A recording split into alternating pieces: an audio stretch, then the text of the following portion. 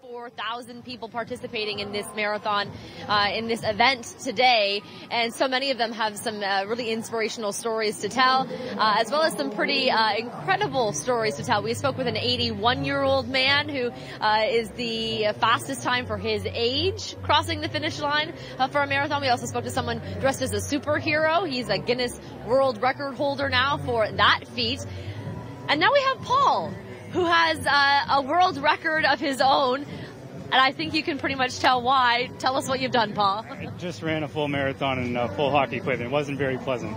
Most of the people that we see finish the cross the finish line are in shorts and tank tops.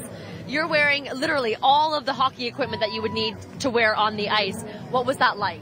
It was probably a lot heavier than I thought, especially with the rain. It really weighed me down. So starting with 18 pounds more than I wouldn't race normally, with the rain, it was probably 25 pounds extra weight by the end of it. And tell us your time and tell us why you've done this. Finished in 4:08, which was a little slower than I was hoping for, but the rain kind of put a damper on things. And we raised money for the Brain Tumor Foundation of Canada. One of my uncles passed away earlier this year from the disease, so we were able to raise money in his name together with all these family and friends, all their support. We raised over $10,000 for the Brain Tumor Foundation of Canada. That's so incredible. Now you're going to have your name in the Guinness Book of World Records, and then you're planning to do this again next year?